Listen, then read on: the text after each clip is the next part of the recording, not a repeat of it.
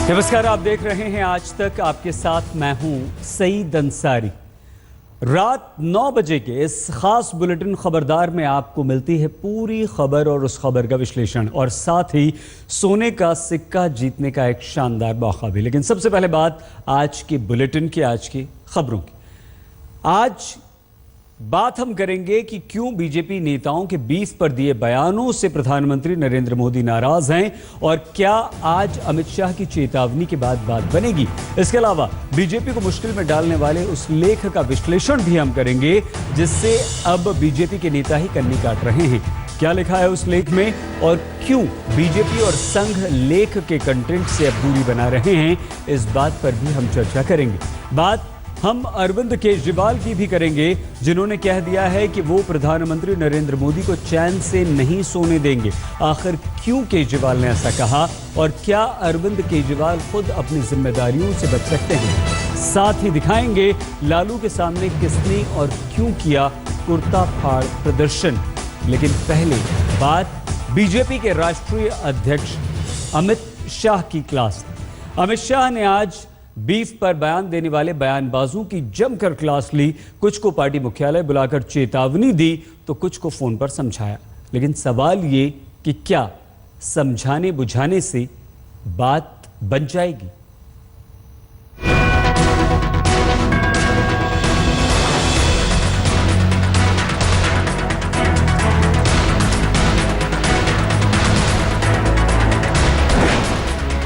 पर बयान देकर विवाद खड़ा करने वाले इन बयानवीरों को पार्टी अध्यक्ष अमित शाह ने पार्टी मुख्यालय बुलाया और दो टूक बता दिया कि पार्टी को बीफ पर बयानबाजी पसंद नहीं, और जो बोले सोच समझकर बोले। हालांकि बैठक से निकलकर नेता असल मुद्दा छिपा गए। कुछ लोगों ने एक आदमी के साथ मारपीट करी जिसकी मौत हो गई। वो दुर्भाग्यपूर्ण जरूर है, तो पुलिस को भी अपना काम करना चाहिए कि जो लोग उसमें थे उनके खिलाफ कार्रवाई करे, लेकिन एक तरफा सब पूरे गांव के खिलाफ कार्रवाई करें, ये किसी भी कीमत पर बर्दाश्त नहीं की जा सकती। आज हरियाणा के मुख्यमंत्री मनोहर लाल खट्टर, केंद्रीय मंत्री संजीव बालियान, सांसद साक्षी महाराज और विधायक संगीत सोम को बीजेपी अध्यक्ष अमित शाह ने अपने दफ्तर बुलाकर फटकार लगाई, तो दूसरी तरफ केंद्रीय मंत्री महेश शर्मा को फोन पर ताकीद की कि विवादित मुद्दों पर बयान देने से बचें। मुलाकात के बाद सभी नेता मेन मुद्दे से पलट गए।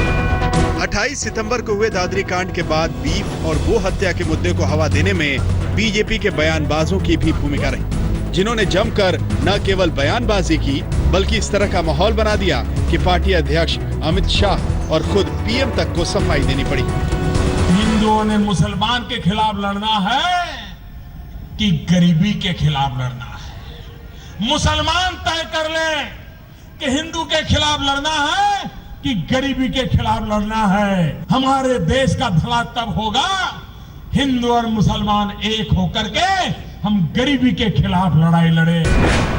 दरअसल बीजेपी को इन बयानबाजों की वजह से बिहार चुनाव में नुकसान के संकेत मिल रहे हैं। प्रधानमंत्री को घेरने का विपक्ष को लगातार मौका मिल रहा है और पीएम के विकास के एजेंडे पर बीफ का मुद्दा हावी हो रहा है। तो पीएम का नाराज होना लाजमी है, लेकिन लाख टके का सवाल यही है कि सिर्फ घुड़की से क्या बयानवीर मानेंगे। सूत्रों के मुताबिक पार्टी ने योगी आदित्यनाथ से इस मुद्दे पर बात नहीं की, तो क्या उन्हें खुली छूट दे दी गई हो जो भी, लेकिन सच यही है कि पार्टी के लिए बीफ का मुद्दा गले की हड्डी बन गया है, जिसमें बयानबाजों के कट्टर बयान भी पार्टी को कटघरे में खड़ा करते हैं। तो बीफ के पक्ष में दिया गया बयान भी पार्टी की अपने समर्थकों के बीच छवि खराब करता है। हिमांशु मिश्रा, दिल्ली, आज तक। बीजेपी अध्यक्ष अमित शाह को आज विवादित बोलने वालों की क्लास इसलिए लेनी पड़ी क्योंकि प्रधानमंत्री नरेंद्र मोदी ऐसे बयानों से खफा हैं। दरअसल दादरी कांड के बाद बीजेपी के वरिष्ठ नेताओं को ऐसा लग रहा है कि बीजेपी नेताओं के बीच ही आपस में होड़ लगी है कि कौन कितना विवादित बयान दे सकता है। बीजेपी नेताओं के विवादित बोल क्या कम थे कि आज संघ के मुखपत्र पांचजन्य में छपे एक लेख ने हंगामा खड़ा कर दिया, और इस लेख में दादरी में मोहम्मद अखलाक की हत्या को वेदों से जोड़ दिया गया। बीजेपी और संघ के नेता अब इस लेख से कन्नी काट रहे हैं, जबकि विरोधियों को बीजेपी पर निशाना साधने का एक और मौका मिल गया।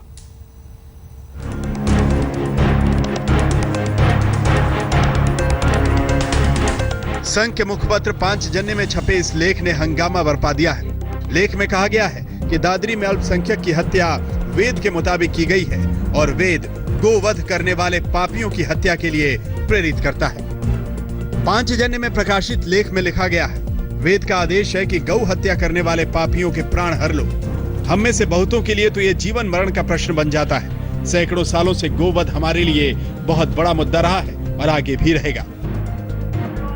ऐसे वक्त में जब बीफ और गो हत्या के मुद्दे पर सियासत गर्म है, इस लेख ने आग में घी डालने का काम किया है। नतीजा, विरोधी खुलकर मैदान में आ गए हैं और सफाई देने के लिए पांचजन्य के संपादक को आगे आना पड़ा।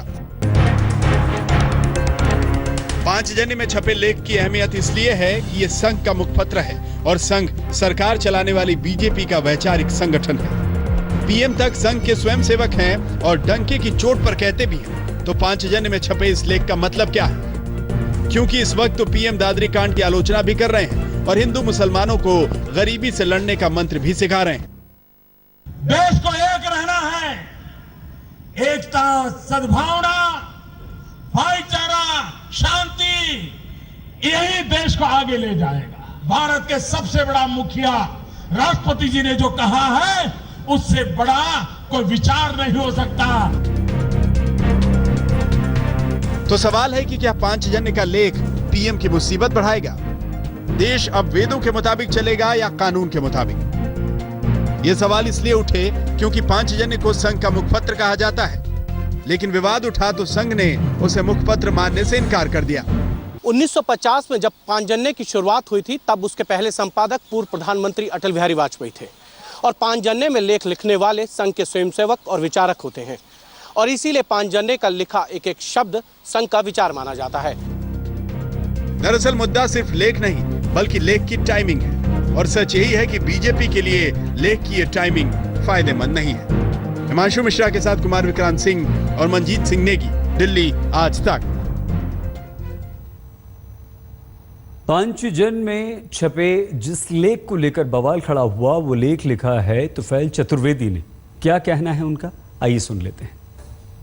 मैं इस पे थोड़ा सा स्पष्टीकरण देना चाहूँगा। मेरा लेख गौ हत्या पर या गौ हत्या के कारण हुई अखलाक की हत्या पर नहीं है। वो लेख है कि साहित्य अकादमी के 25-35 साहित्यकारों ने 2 विषयों को लेकर इस्तीफे दिए हैं। पहला विषय है कि कलबुर्गी साहब की हत्या, उनका कहना है कि समाज में सांप्रदायिक तनाव बढ़ रहा है, और दूसरा उन्होंने अखलाक की हत्या पर ये इस्तीफा दिया है। तो मैंने उस पर स्पष्टीकरण दिया है। इस बीच योग गुरु बाबा रामदेव ने बहस को एक नया मोड़ दे दिया है। बाबा रामदेव ने कहा है कि गाय को राष्ट्रीय पशु बनाया जाए। हमारे सहयोगी अशोक सिंघल ने आज बाबा रामदेव से बात की, तो उन्होंने क्या कहा, ये भी सुन लेते हैं। गाय को राष्ट्रीय पशु घोषित करने में दिक्कत क्या है? काले हिरण को मारना अपराध है। आप यदि टाइगर को मारते हैं, हाथी को मारते हैं, तो आपको आजीवन कारावास हो सकता है, और गाय को मारें तो उसके लिए आपको सब्सिडी दी जाए। ऐसा कैसे हो सकता है? ये ठीक नहीं है। देखो, मैं कहता हूँ इसको राष्ट्रीय पशु घोषित करना चाहिए। राष्ट्रीय पशु घोषित करना चाहिए। 80 से 90% प्रांतों में गो हत्या पर पूर्ण प्रतिबंध है। उत्तर प्रदेश जैसे, जो कि सांप्रदायिक दृष्टि से बड़ा संवेदनशील प्रांत है, वहां पर आदरणीय मुलायम सिंह जी के नेतृत्व में अखिलेश जी ने गो हत्या पर, चाहे वो बैल हैं, छोटे बछड़े, उन तक की हत्या पर पूर्ण प्रतिबंध है। जब उत्तर प्रदेश में गो हत्या पर पूर्ण प्रतिबंध है, देश में भी गो हत्या पर पूर्ण प्रतिबंध आदरणीय मोदी जी लगा दें, तो ये गाय का खून खराबा और गाय के खून खराबे के बाद इंसानियत का खून खराबा, ये बंद हो जाए। ये बहुत दुर्भाग्यपूर्ण था। देखो, जो है हिंदू हो या मुसलमान हो, दोनों को संयम रखना पड़ेगा। खून हिंदू का बहे या मुसलमान का, हिंदुस्तान लहूलुहान होता है। दिल्ली में 2 मासूम बच्चियों से बलात्कार की भयंकर घटना पर मुख्यमंत्री और पुलिस कमिश्नर दोनों को उपराज्यपाल ने तलब किया। घंटे भर की मुलाकात के बाद जब अरविंद केजरीवाल दिल्ली के मुख्यमंत्री बाहर निकले, तो उन्होंने दिल्ली की खराब कानून व्यवस्था का ठीकरा मोदी सरकार के सिर फोड़ दिया।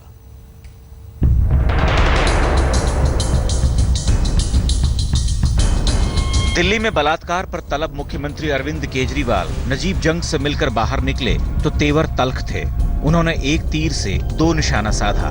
दिल्ली पुलिस के नाम पर पहले तो पूर्व सीएम शीला की लाचारी का मजाक उड़ाया, तो फिर प्रधानमंत्री नरेंद्र मोदी को चैन छीन लेने की चेतावनी दे दी। अगर दिल्ली के अंदर महिलाएं सुरक्षित नहीं हुई, अगर दिल्ली के अंदर बलात्कार होते रहे, प्रधानमंत्री जी को चैन से सोने नहीं देंगे हम लोग। मैं एक बात साफ साफ कर देना चाहता हूँ, प्रधानमंत्री जी समझ ले, मैं शीला दीक्षित नहीं हूँ, मैं चुप नहीं बैठने वाला। लगातार दिल्ली पुलिस को अपने अधिकार क्षेत्र में देने की मांग करने वाले केजरीवाल ने मोदी पर निशाना साधा तो बीजेपी ने पूछा कि सीसीटीवी और महिला सुरक्षा गार्डों की तैनाती का क्या हुआ। लब्बुलवाब ये कि दिल्ली की 10 मुश्किलें तो हल होती नहीं, चले मोदी सरकार को घेरने। उधर कांग्रेस ने कहा, कहां शीला और कहां केजरीवाल, दिल्ली का कबाड़ा करके रख दिया। शर्मसार होने वाली दिल्ली का सिर लाज से पूरी तरह झुक गया जब 2 मासूम बच्चियों के साथ अलग अलग इलाके में विभत्स घटनाएं हुई। नांगलोई में परिवार के साथ रामलीला देखने गई 2 साल की बच्ची को बाइक सवारों ने अगवा कर रेप किया, तो आनंद विहार में 5 साल की बच्ची के साथ पड़ोस के चाचा ने बलात्कार किया। नांगलोई वाली विभत्स घटना के आरोपी सीसीटीवी फुटेज में मासूम को बाइक पर बिठाकर ले जाते हुए दिख गए, जिसके बाद भीड़ उग्र हो गई और पुलिस ने आरोपियों को उनके हाथों पिटने से बचाया।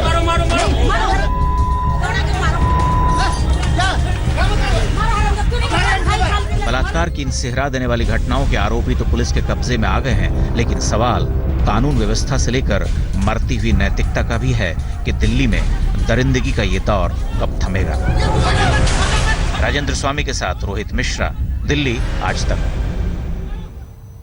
राष्ट्रीय जनता दल के अध्यक्ष लालू प्रसाद यादव को आज कुर्ता फाड़ प्रदर्शन का सामना करना पड़ा। हम उसे भी दिखाएंगे, लेकिन पहले बात लालू के एक दिलचस्प बयान की। लालू पर मोतिहारी में एक सभा के दौरान पंखा गिर गया था, आपको याद होगा, और वो हादसे में बाल बाल बचे थे। तो आज उसे लेकर लालू ने क्या कहा, जरा ये सुन लीजिए। बीजेपी के साधु संत लंठ महान सब मिलकर खड़ाया, अब प्रयोग करता है, पंखा तोड़वा दिया, और हमारे पास माँ है, देखो हमारी माँ।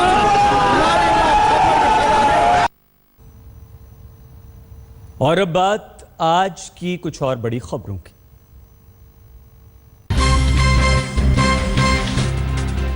प्रचंड चुनाव प्रचार में व्यस्त लालू प्रसाद यादव पटना साहिब में रैली करने पहुंचे तो आरजेडी के एक कार्यकर्ता ने हंगामा खड़ा कर दिया।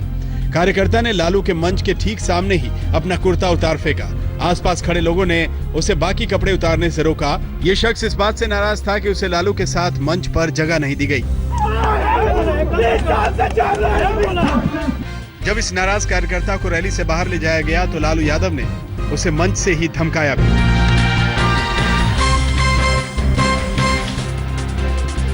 कर्नाटक के पूर्व उप मुख्यमंत्री और बीजेपी नेता के.एस. ईश्वरप्पा के विवादित बयान पर सियासी घमासान छिड़ गया है। अब कांग्रेस ने ईश्वरप्पा के बयान पर विरोध प्रदर्शन किया। महिला कांग्रेस और यूथ कांग्रेस कार्यकर्ताओं ने बेंगलोर की सड़कों पर उतरकर ईश्वरप्पा के खिलाफ नारेबाजी की। ईश्वरप्पा ने कुछ दिन पहले एक महिला रिपोर्टर से बातचीत में महिलाओं के खिलाफ होने वाली हिंसा पर एक अटपटा बयान दिया था। हालांकि बाद में ईश्वरप्पा ने बयान पर सफाई भी दी।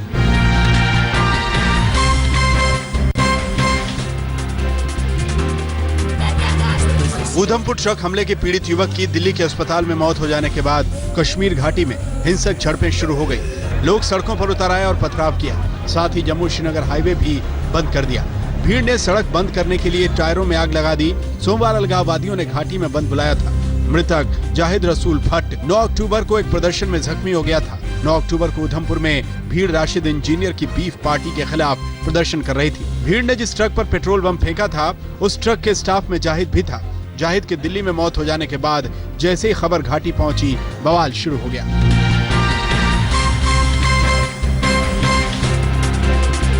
मध्य प्रदेश के मुरैना में एक 3 साल का बच्चा 175 फीट गहरे बोरवेल में गिर गया। बच्चे को बचाने के लिए ग्वालियर से सेना की एक टीम मौके पर पहुंच गई है। बच्चे पर सीसीटीवी कैमरे के जरिए निगरानी रखी जा रही है और उसे सुरक्षित निकालने के लिए खुदाई की जा रही है। घटना मुरैना के बागचीनी थाना इलाके के नंद गांगोली गाँव की है। बच्चा घर के बाहर खेल रहा था, उसी दौरान वो बोरवेल में गिर गया।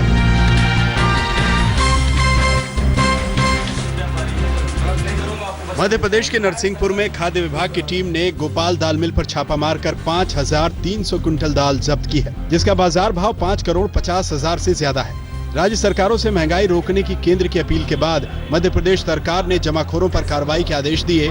इसी के तहत मिल पर छापा मारा गया। 5,336 क्विंटल एक्सेस दाल मिली, जिसको जब्त किया गया और शासन की मंशा रूप ये कार्रवाई अभी भी जो है आगे जारी रही। सरकारी बैंकों की बहुत बड़ी रकम कर्जदार दबाए बैठे हैं और हद ये है कि कर्जदार इस रकम को चुकाना नहीं चाहते। सरकारी बैंकों का करीब 59,000 करोड़ रुपया 7,035 ऐसे कर्जदारों पर बकाया है जो जानबूझकर लोन नहीं चुकाना चाहते। भारतीय स्टेट बैंक, SBI और सेंट्रल बैंक ऑफ इंडिया में ऐसे खातेदारों की संख्या सबसे ज्यादा है। SBI और इसकी 5 सहयोगी बैंकों में ऐसे डिफॉल्टर 1,628 हैं, जिनके पास मार्च 2015 तक 16,834 करोड़ रुपए बकाया है। सेंट्रल बैंक ऑफ इंडिया में ऐसे खातादारों का आंकड़ा 722 है। इसके बाद यूनियन बैंक ऑफ इंडिया में 643 और केनरा बैंक में 612 खाताधारी कर्ज नहीं चुका रहे। वहीं रकम के लिहाज से देखें तो पंजाब नेशनल बैंक पहले पायदान पर है। इसमें 410 खातों में 7,282 करोड़ रुपए का बकाया है। अब 75%